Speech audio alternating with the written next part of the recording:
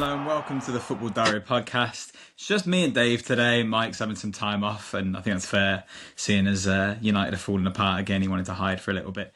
As a podcast who often pride themselves on covering the teams outside the top six, we're starting to run out of content, really. What are we going to do at the end of the season when Liverpool win the league and are joined by Fulham, Forest and Villa in the top four, with Brighton and Brentford in the other European places? Who are we going to talk about then, Dave? We're going to have to go back to talking about Man City. What's going to happen there? It's an eventful Premier League season at the moment, and this weekend didn't disappoint. Obviously, the fixtures are coming thick and fast. We're coming off the back of a round of midweek fixtures that were very entertaining. I think the highest goal-scoring game week in the Premier League season so far. And then the weekend again threw up some results that we probably weren't expecting. I don't even know where to start, Dave. Did you enjoy the weekend's football, at least? I suppose expect the unexpected, but more of the same, I think, from my team. No surprises there. There's a few old reliables, and we'll come to one of them first. But you say expect the unexpected. Is it not incredibly expected for Spurs to throw away a 2-goal lead at home? Another entertaining fixture between Tottenham and Chelsea. It feels like that's the fixture to watch out for these days, or maybe that's just any game featuring Spurs. Chelsea obviously winning 4-3. They are now putting themselves in a really comfortable position in the league, Dave. So let's start with Chelsea before we unpick Spurs. 4 points off top now, obviously Liverpool with a game in hand. Where does this Chelsea team sit in the league? Like, what are we expecting of them now? I think it's shaping up really nicely for them, and I think particularly after the circus of the start to the season, obviously with the squad, and there was a bit, I think, probably a little bit of mutiny in there. Obviously the bloated squad, the numbers, obviously the murmurs going on around the training, different camps in there. You know, it was ridiculous. So I think to fans to see where they are now, I think there'll be a lot of surprise. From their fans, but I think neutrals in general could be seeing this happening. We as neutrals were really unsure of what to expect from Chelsea this season. Another turnover in manager, masses of players in and out, like you say, and somehow Maresca seems to be managing that squad really well. I think you say about the squad now, it's definitely kind of it's been trimmed, hasn't it, so to speak. I think it's probably in an A and a B team if you look at who's been playing in the Conference League midweek, and then what's obviously playing in the Premier League. I think you've got to give him a lot of credit for how he's actually handled the situation, and some of the players who probably we'd written off beforehand are actually coming to the fore and contributing as well. The likes of Nkunku, Jadon Sancho, who's had a lot of criticism. He's played really well actually the last couple of games, to be fair to him, and in this game I think was particularly the start that they had. You've had to worry, I think, a little bit as a Chelsea fan. Until they actually scored, they were all over the show. And Spurs offered them a way back into the game. They took the opportunity and played some really good football. I think, particularly in those spaces behind Tottenham's midfield, in front of their defence. Don't think it helped Spurs at all with the loss of Romero early on, but they took full advantage, and you looked at how Neto and Sancho kind of provided an extra body in field, really caused Spurs a lot of issues. Yeah, it seemed to be a game of either absolute calamity or absolute class, didn't it? Obviously, Spurs kind of really helped on their way with those two slips from Cucurella, which has led to him throwing his boots in the bin. But then still real quality came from that as well. Kulusevski took his goal incredibly well. Then we see Sancho's moment of brilliance. And then the man of the hour, as always, just seems to be Cole Palmer, and living up to the idea of being cold. That little Panenka, Dave. Are we dealing with the best player in the league right now? Yeah, I saw the whole nonsense on social media. Jamie Carragher came out, didn't he, and said that I think he had a bit of stick from Liverpool fans because something was taken out of context.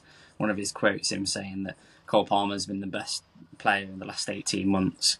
Etc. There's an argument there for that, and I think he got a lot of stick from Liverpool fans because he didn't say Mo Salah. But there's an argument for argument. You look at the level of play, I think, from Cole Palmer over this last sort of 18 months, and you look at obviously the team he was playing in last year. It was an absolute calamity, really. I think he's done extremely well, and you look at the stats. okay, there's a lot of penalties in there as well, but there is with Mo Salah as well. So I think A lot of penalty misses for Mo Salah as well. But I think he's that the argument is definitely valid for me. I think he's probably one of the best creative players in Europe at the moment. Are Chelsea title contenders now, Dave? Because you talked about that squad and how they're rotating it.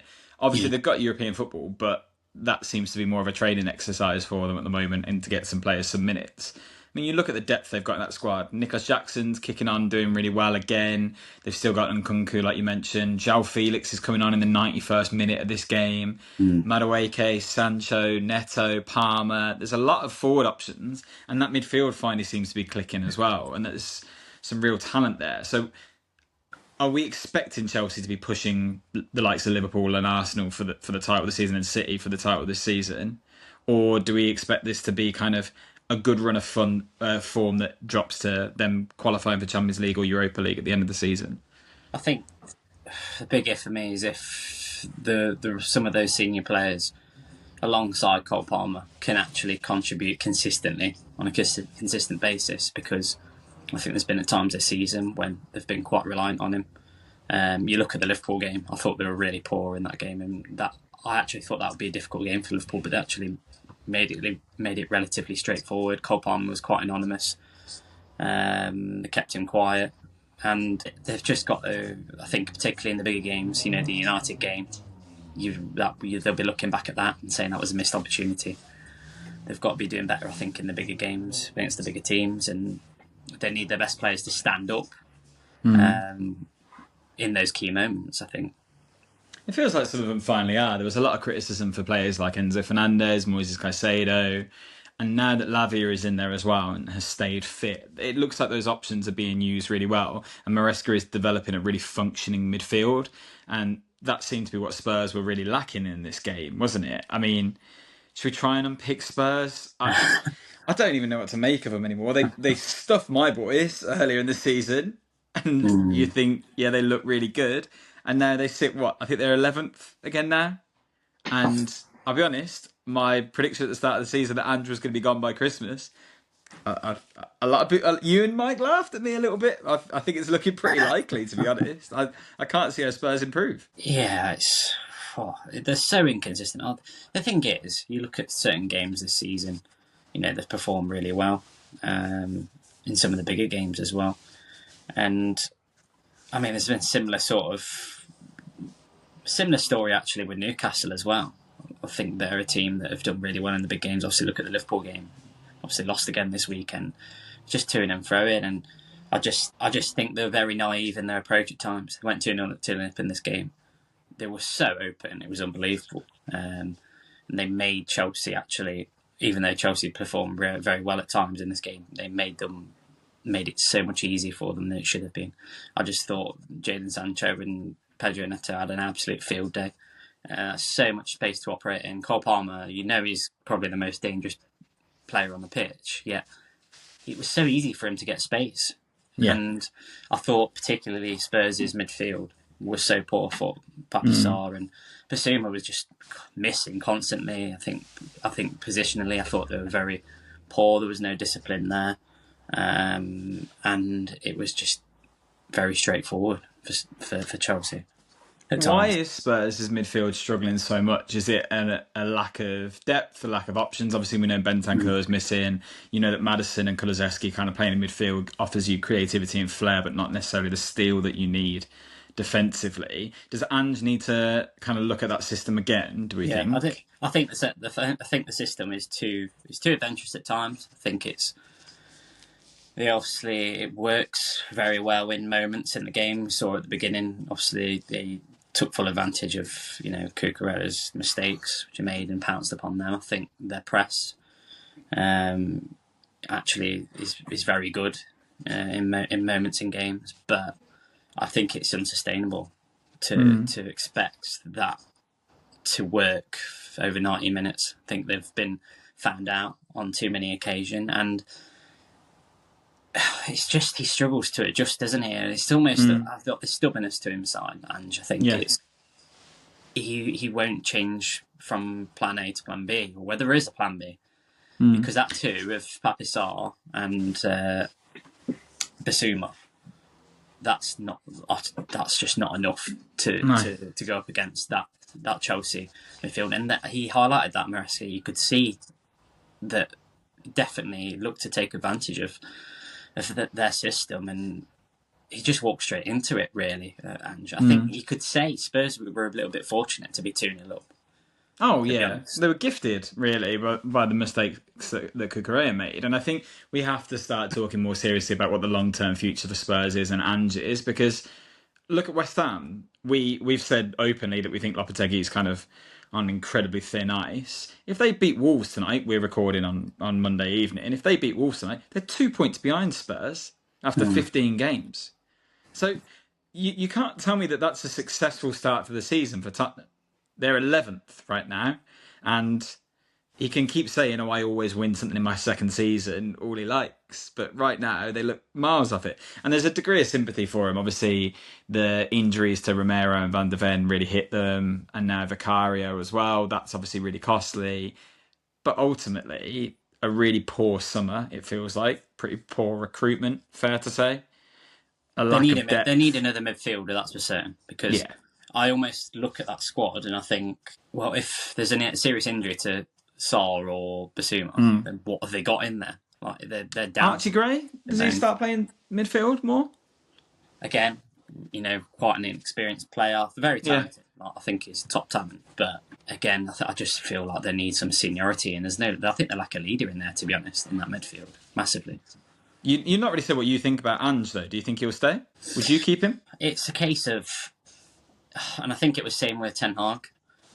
Is it a case of, okay, he gets 5 more games and let's see how he does over these 5 games? It's not going to. Is it really going to get down to he's got this next game, and if he wins it, then he buys more time? Because that's how it got to, didn't it? With the extreme with Ten Hag. I think something's got to change. I agree. I do think something's got to change in that system, and we'll see. That it could, like you say, his job's on the line, isn't it? Because the objective for Spurs has to be to get back into Europe, right? And on current form and the way that Ange is setting them up and his kind of lack of flexibility, they are miles off that.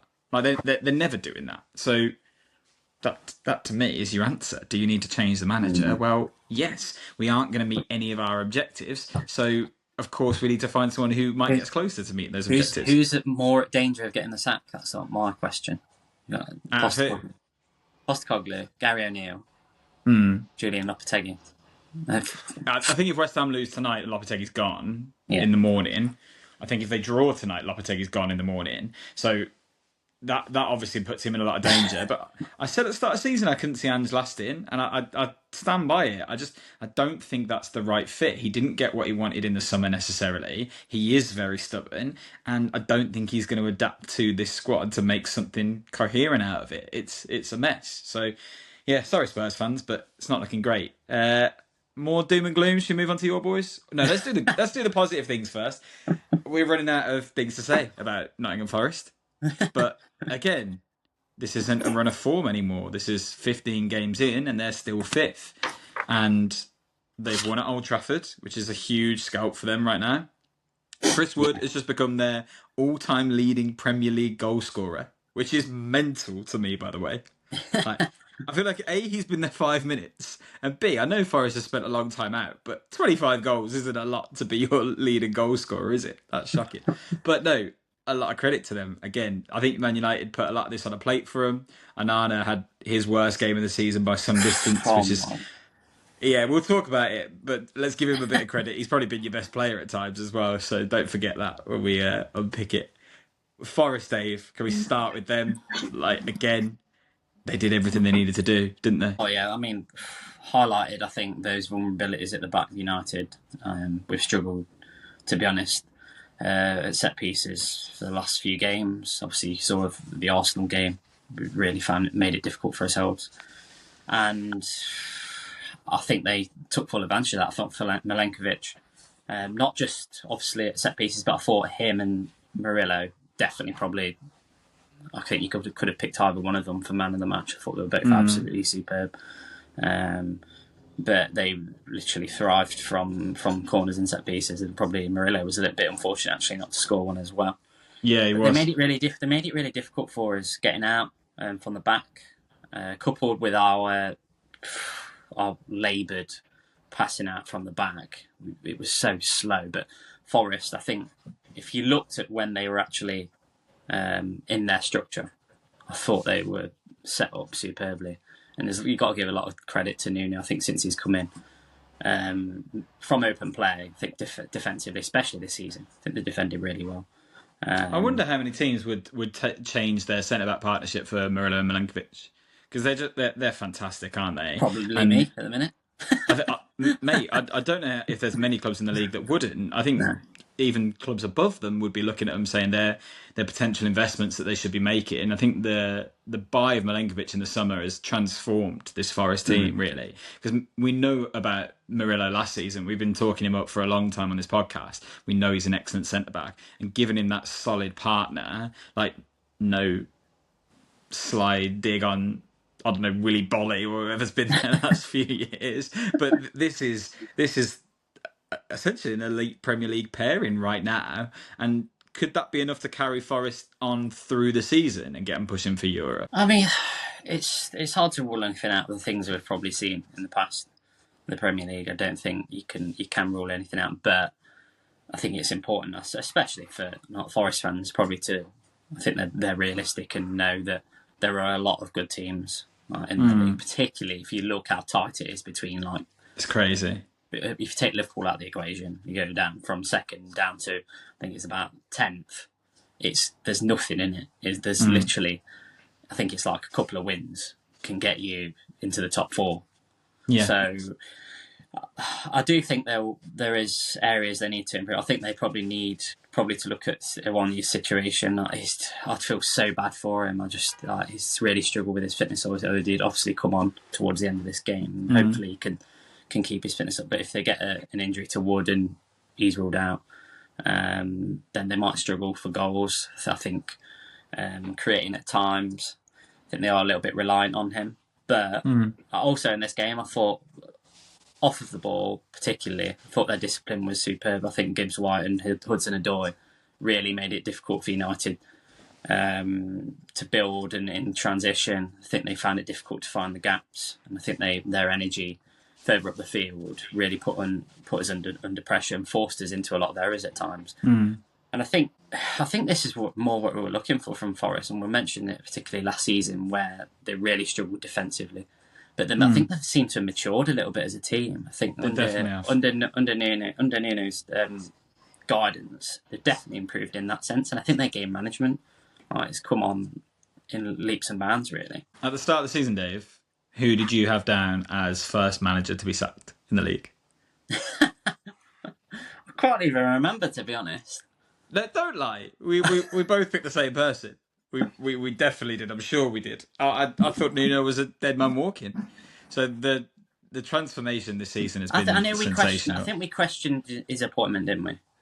Oh yeah, and I think rightfully so. Yeah. I think Forest fans were probably sceptical as well. And actually, what we're seeing here is the Nuno of the kind of earlier days of Wolves, and he's building a real unit there. Like everyone at Forest seems to really be buying into being part of that Forest squad as well, and I think that's really important. Like we saw Forest come up and feel like they were quite a disjointed squad because obviously it had to be assembled so quickly, and now Nuno seems to know what he wants. I think there's players in there that we aren't really singing about too much at the moment. Like you look at someone like Anthony Elanga, I would have said he was probably technically Forest's best footballer alongside Gibbs White.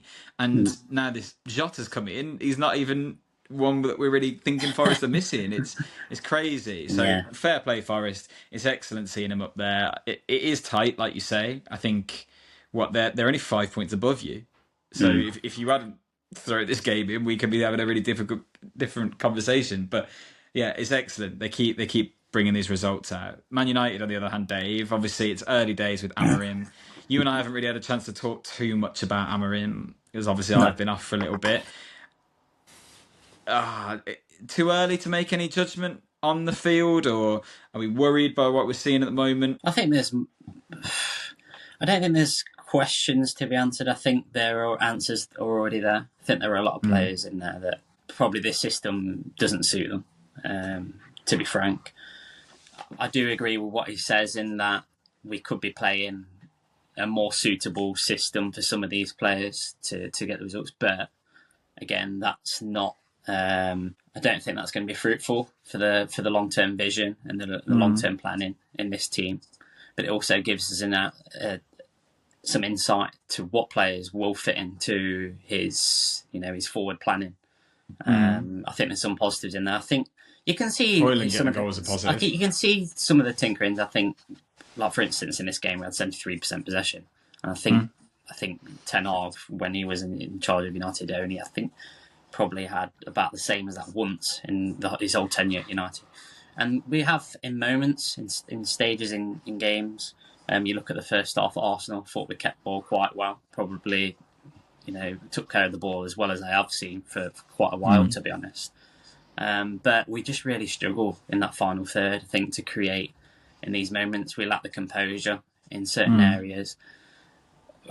And it's more frustrating to watch still. And I think when me and Mike spoke about it, and he spoke to me and said, what are your expectations? Are you feeling positive? And I'm just like, I'm more realistic, I think. Yeah, in what my expectations are. I think there's going to be some big players probably moving on, if I'm honest. It's hard to move them on, though, isn't it? It's really hard to move them on. And this is part of the disjointed thinking at the club right now. Like, obviously, that's more of a talking point than the weekend game. I've said to you that I really question what Ineos are bringing to the club right now in terms of stability. I think their business over the summer was ludicrous, to be honest. To back Ten Hag only to remove him shortly after and give him basically any player he wanted, and then move Ruud van Nistelrooy on so quickly, I think that looks stupid. And now after spending $3 million to get Dan Ashworth in, he's gone already after 5 months. Now, you tell me, Dave, what did Dan Ashworth do at Man United? Because the transfer business was nothing to do with him, I think we can say quite safely. It was all Ten Hag's players. He didn't want Amorim, apparently. He wanted Gareth Southgate, which I think is entertaining to all of us. If you've got a sporting director, a director of football, and you don't let them have any say on the transfers, the managers, the system that you're going to be playing, why have you done that? I think it is, first and foremost, I think the recruitment, I agree. I think particularly when you're looking at it, you think you're recruiting for a Ten Hag system or a Ten Hag team.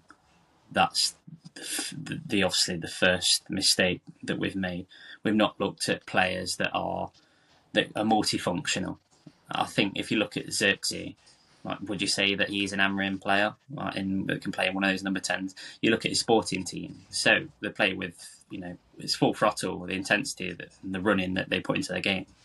I just don't think you're going to get that from a Xerxes player. Whether he can obviously realign his game, I think, with what he wants, and if you can use him a little bit differently is another question. I do think he's a talented player, but again, I just question some of the suitability of some of these players. Marcus Rashford, I think, is another one. Thought he was so poor when he came on, and actually we were worse. Obviously, Garnacho knew it as well, didn't he? He looked gutted. Garnacho didn't have a great game either. But again, you're relying on a kid really who shouldn't be playing as much football as what he is. We should have some better, more senior players in there. And the thing is with United now is, I think in the past we've been able to rely on some of our talent and some of our better players to get us through games. But if you've not got that, then you need the work ethic and you need to work harder than the other team. We can't do either. We don't. We've got probably a couple of players that have got moments in them. Bruno Fernandes has probably carried us over the last 4 or 5 years in those moments. But I thought Agate played quite well at times in this game as well, which was promising. Agate's been good this season. I think he's a good acquisition. I do think he's probably our best signing. The problem is now we lack so much creative. I think in the creative sort of area that with our best attacker, our most creative player is playing at wing back. Yeah, because he's our best wing back.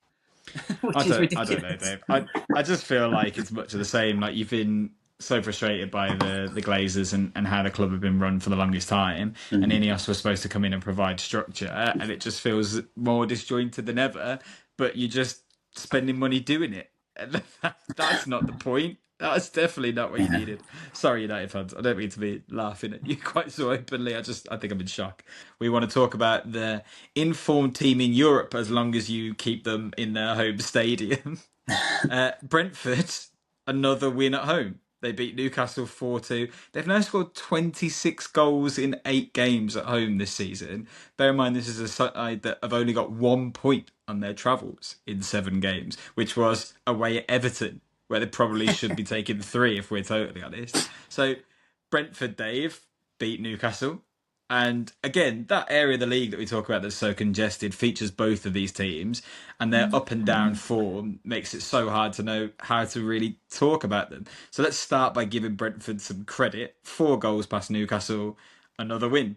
A great result for Brentford. Oh, brilliant. I think when you take into consideration Newcastle's result against Liverpool midweek. And Brentford's against Villa super. as well. Exactly, yeah.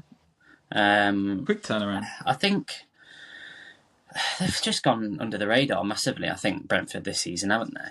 In terms of, I think, people's expectations of them. I think I even actually highlighted them as one I thought might struggle, especially with, Ivan Toney's, him leaving and whether they will be able to replace the goals. But you look at the players that have come to the fore, Visser, I think Sade, especially the last 3 games. And then Burma has just taken it to another level, hasn't he? Oh, absolutely superb. He's excellent. He's so clinical. I think particularly their finishing this season. It's so they scored some great goals, but in this game in particular, Burma's first goal and Visser, I thought they took their finishes really well, but I think they made it really difficult for Newcastle. I think, particularly in midfield, I think they forced those turnovers. And Newcastle, particularly when they went behind, I think overcommitted a little bit at times in this game. And Brentford, I think, in the transition were just absolutely devastating, and they really struggled with them. Yeah. And this Brentford this week, they started this game without Mikhail Damsgaard, who I think has been one of their best midfielders this season. I watched him against Villa. I thought he was excellent in his moments. And yet they didn't seem to lack any creativity or steel in the middle, did they? Carvalho came in. He played after what's been a bit of a disrupted start to his Brentford career. And there seems to be options in that squad. They're not reliant on one man anymore, as we maybe could have said they were in the past. And instead, this unit is just working so well. So we're up to 7 wins and 1 draw at home now. Is it as simple as they've played some pretty favourable fixtures at home and some really difficult ones away, Dave? Because I think this Newcastle game is probably the hardest fixture they've had at home so far this season. Whereas away, I think they've played all of the top 4 and Villa. So that's not exactly an easy run. No, is that what it's down to, or am I being a bit harsh by even asking that question? I think so. I think particularly, some of the away games have been difficult, but also I think they'll be happy to get them out of the way, particularly the position that they're in now.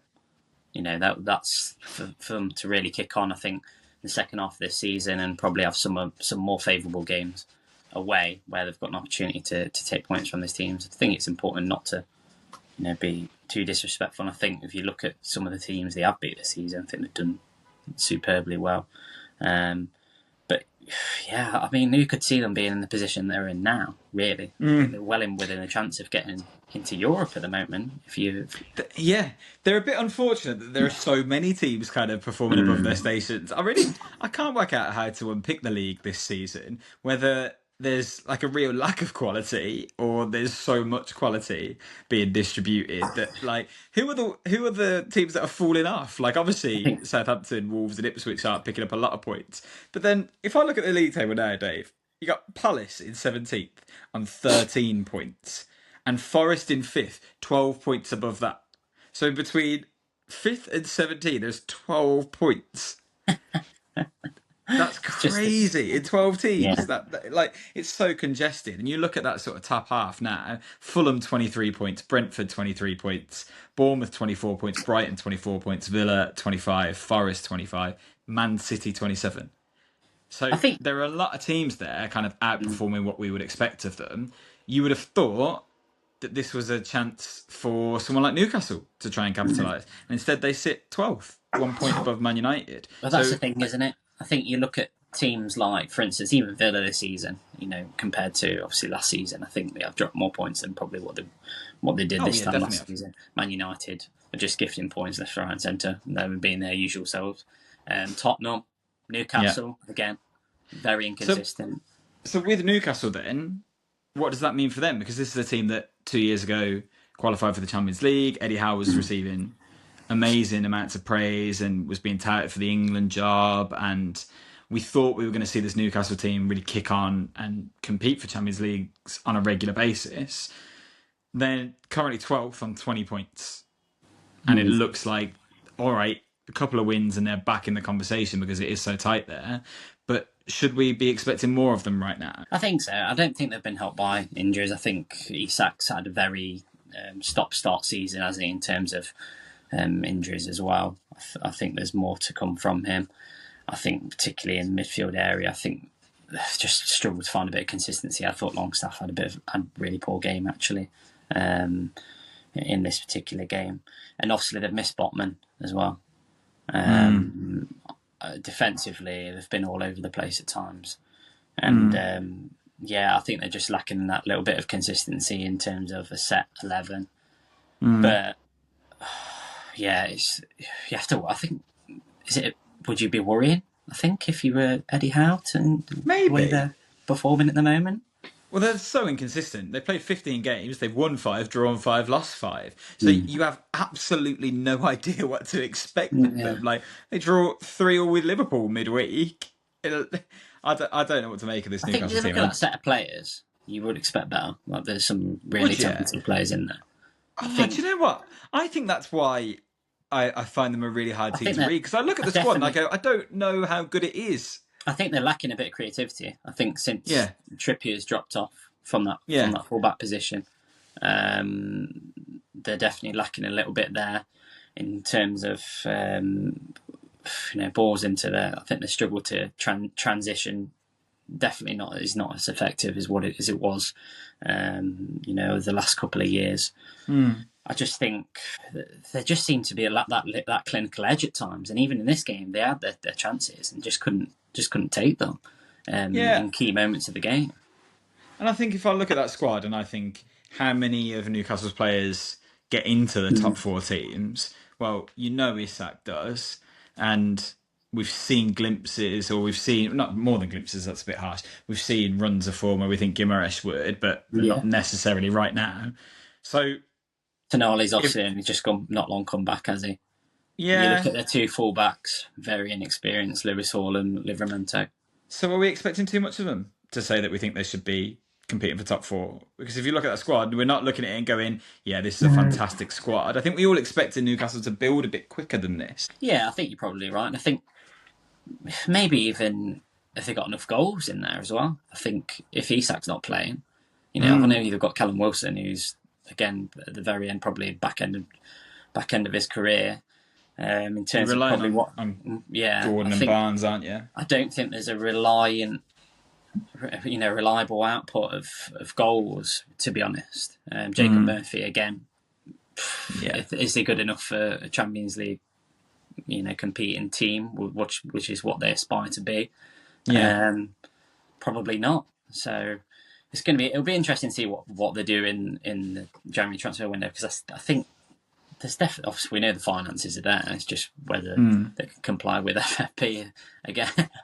I'm really interested to see if they stick with Eddie Howe, because we don't know what this ownership's going to be like when things do get tough, because he's had a pretty good time of it so far. So yeah, interesting. There were some other really exciting games in the league, Dave. I don't really know how much time we've got to cover them all, so let's try and do them quickly.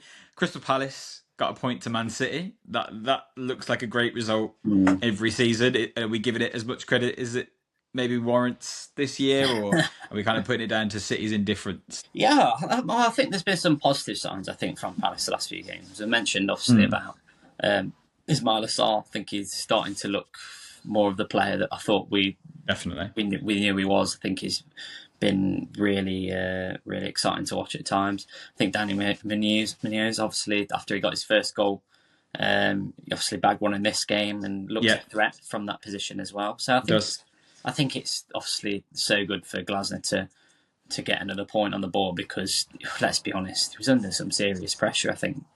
Felt like it, didn't it? Yeah, they're slowly climbing. Just above them in the league, Leicester, with a late comeback as well at Brighton. And I can't tell you how they did this, I'll be honest, because it felt like Brighton were absolutely killing them. And all of a sudden, Jamie Vardy, like I don't know, Dave, coming into this season, did you have any expectation of Vardy? Because I'll be honest, I thought he'd be a bit part player. I thought he was kind of there for the personality and the leadership and the experience that he's got at the Premier League to try and lead the dressing room. And actually, he's still just a vital player for Leicester and a very good number 9, a different kind of number 9 to maybe the one we were used to. But he's excellent. The maturity, even his assist, fantastic. His finish, brilliant. Like, that's what Leicester need really in this sort of battle for. I think it will survival. It would have given him a second lease of life. I think playing in the Premier League again this season after last year, even after I thought he had a very good year in the Championship, but these last couple of games, his looks just so threatening when he gets in those areas and just uses his experience to his full advantage. It was a great finish, and it feels like Van Nistelrooy has given that little bit of belief since he's come in, really, doesn't it? Because even against West Ham, I thought they were really struggling at times, but just hung on in there and were able to get the points, and not 4 points in the last 2 games. You can't argue with that, can you? It's a pretty good return. Yeah, we've not really had a chance to speak, me and you, about Van Nistelrooy to Leicester, but it's an exciting time for him. I'm sure he'll enjoy his time there. Loads of other results we could talk about. Bournemouth, they got a late winner at Ipswich as well. I feel so another bad 3 points for them. Yeah, been so close so many times this season, haven't they? About getting that first home win, and it's just. It feels like they're going to go down just because they can't seem to get these things over the line. They're playing good football at times. They look really threatening, and it just feels like they're never getting the rub of the green. No, and that's the thing, isn't it? It felt a little bit like that time with Luton last season as well. It was so entertaining to watch. It's just they just conceded late goals and just moments in game went against them, and I felt really bad because I've got a soft spot for Kieran McKenna. Yeah, of course, I can imagine.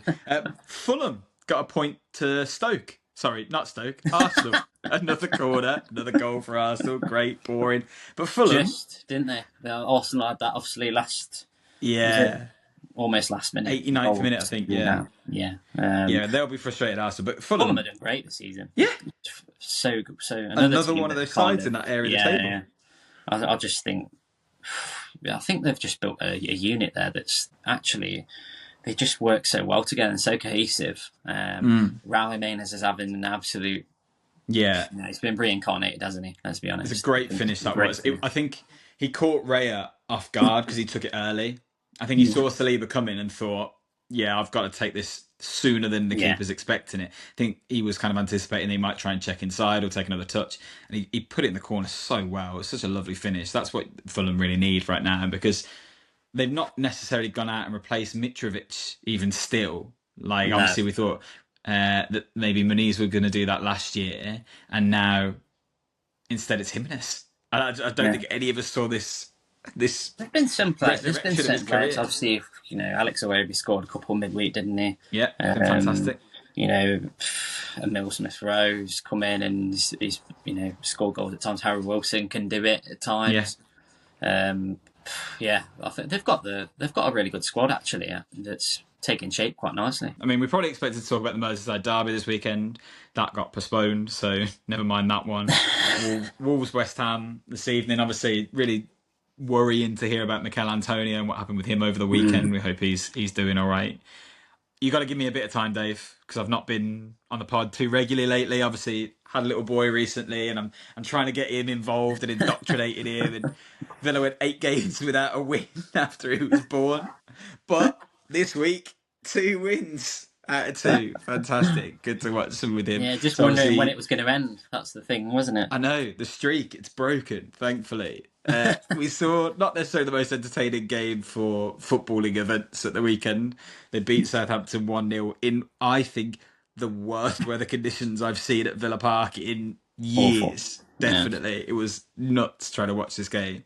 And really interesting that Emery is trying to think about the Champions League a bit more, rotating that squad. Mm. And we saw John Duran start and he took his opportunity, didn't Yeah, really good goal. I thought, bullied actually that defence at times. And I think he? Yeah. that's what he offers a little bit different, I think, from Watkins. Although I think probably off of the ball, I think defensively, Watkins will give you a little bit more from the front. But I think Duran, I think he's back to goal and his hold up play, I think at times is really good. But yeah, he continues to take his chances when he's given the opportunity, and it's good to see him get back on the score sheet because obviously he went on a little barren run, didn't he, for a while? So, and the way he did it, the confidence as well.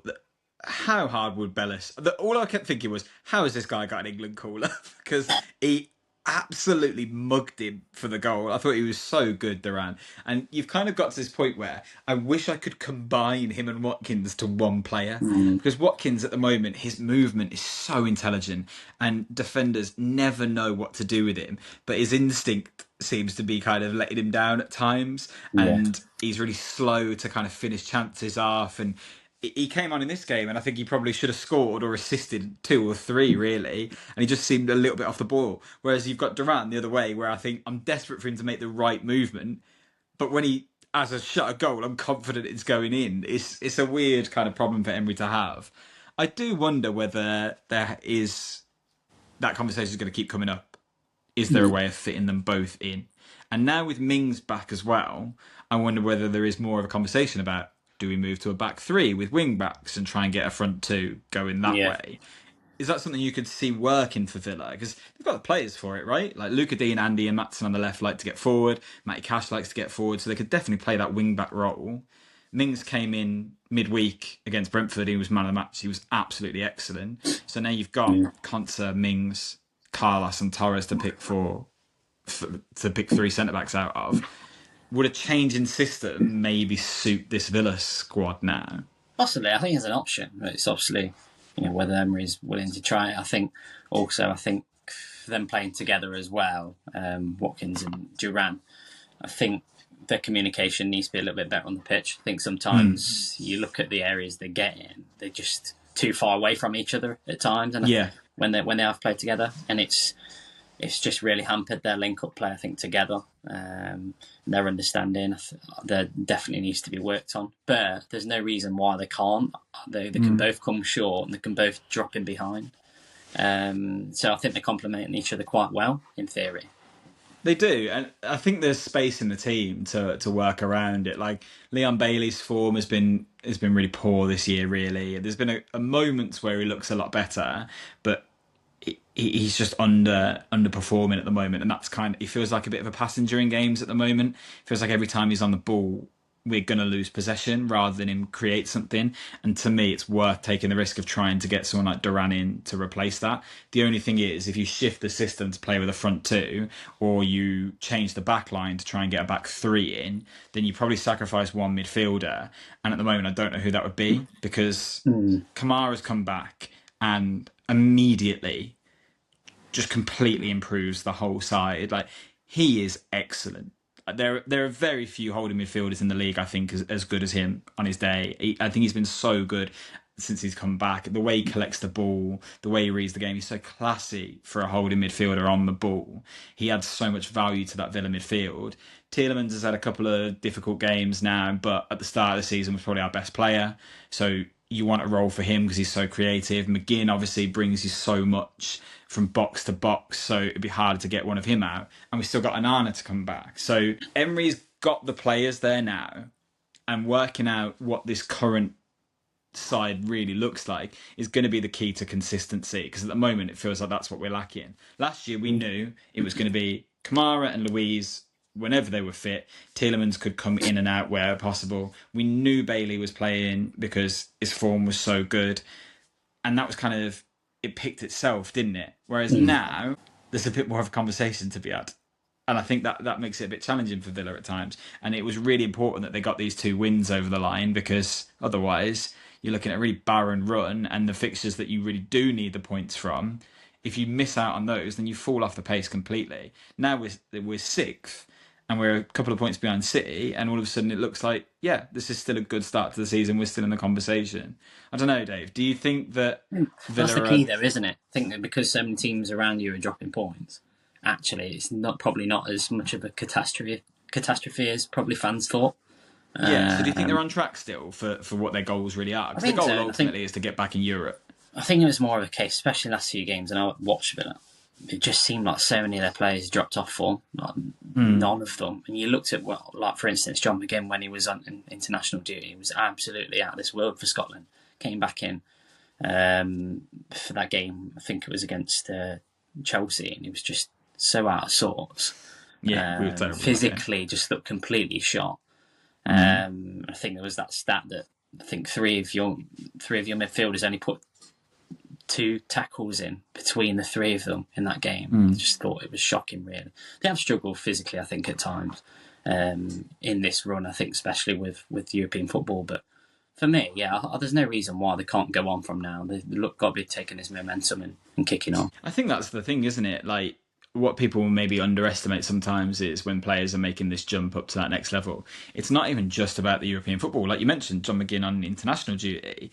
Like, Villa are kicking on and bringing a lot of players up with them. Players that weren't necessarily playing regular international football before, but are now. And they're playing Champions League and playing in cup competitions and playing the Premier League. Like, we signed John McGinn in the Championship. He had no dreams of playing Champions League football with Villa, for example. So this schedule is brand new to a lot of them. I think that season in the Conference League will definitely have helped. And obviously Emery's know-how will definitely have helped. And it's interesting to see how Villa kick on towards the back end of this year, because the period across December is ruthless. I think it's 7 games in 21 days for Villa, which is crazy. That's nuts.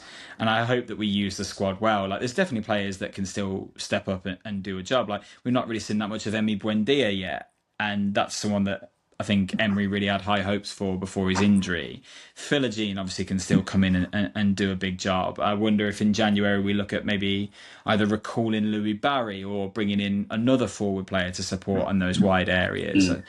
It's interesting to know how Emery will manage the squad, but all I can say is very glad to see us back to winning ways, because it was starting to feel a bit bleak. But we're still there. We're still in the conversation, and I appreciate that. What winning ways feel like, to be honest. You'll get there one day, mate, I promise.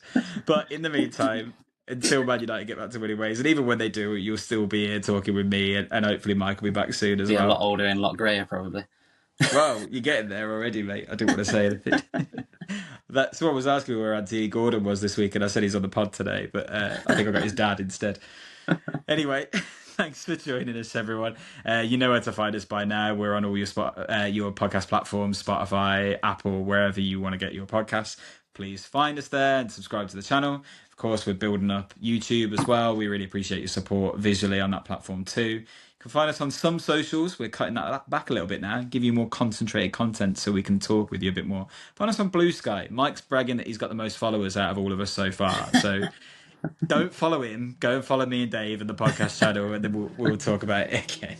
But in the meantime, Dave, thanks for joining me today, mate. Pleasure, mate. Cheers, and I'm going to watch the Champions League with my son tomorrow. It's exciting times. See you later. I shall get to the same. See you later.